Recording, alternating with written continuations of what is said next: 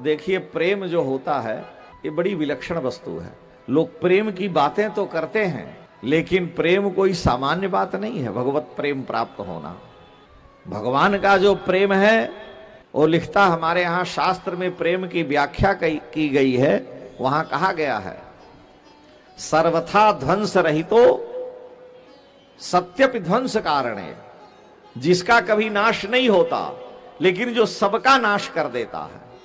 संसार के काम का, क्रोध का, लोभ का, मोह का, छल का, छद्म का, पाखंड का, ईर्ष्या का, राग का, द्वेष का, सबका नाशक है और जिसका नाश कभी नहीं होता। तो सर्वथा ध्वंस रहितो सत्यपि ध्वंस कारणे, और ध्वंस का जो कारण है हर प्रकार के जीव के अनंत जन्म के दोष, पाप, ईर्ष्या, राग को नष्ट कर देता है। उसको बुधैः प्रेमा निगद्यते, यद भाव बंधनम यूनो बुधैः प्रेमा निगद्यते। जिसमें बड़े बड़े योगी, यति, साधक, स्त्री, पुरुष बंध जाते हैं, उसको प्रेम कहा गया, जो कभी नष्ट नहीं होता। सर्वथा ध्वंस रहितम, प्रेम का नाश नहीं होता, और सत्यपि ध्वंस कारणे, और वो सारे संसार के संबंध, काम, क्रोध आदि का नाश कर देता है। जब भगवान का प्रेम लगेगा तो सारा भगवत प्रेम जो विशुद्ध है, शरीर का प्रेम नहीं, परमात्मा प्रेम, तो सारे ध्वंस हो जाएंगे। तो सर्वथा ध्वंस रहितम सत्यपि ध्वंस कारणे, सारे ध्वंस का वो कारण है, सबका नाशक है। यद भाव बंधनम यूनो बुधैः प्रेमा निगद्यते। इसीलिए हमारे यहां संतों ने अपनी वाणी में कहा, परमात्मा प्रेम के लिए, जब प्रेम लगो परमेश्वर को, जब भगवान का प्रेम लगेगा, जब प्रेम लगो परमेश्वर को, तब छूटी गयो सिगरो घर बारा। छोड़ना नहीं पड़ेगा, सब छूट जाएगा।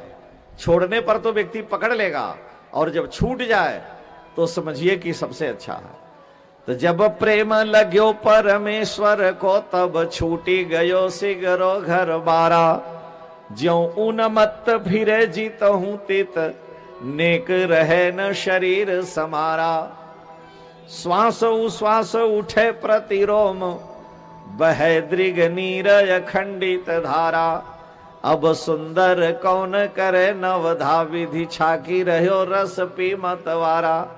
दुनिया कहती है प्रेमी को पागल और दीवाना, कोई उसे पागल कहता है, कोई दीवाना कहता है। वास्तव में भगवान का प्रेमी अनंत जन्म की अपनी साधना का फल ठाकुर का प्रेम पा लेता है। प्रेम पाना बड़ा कठिन है।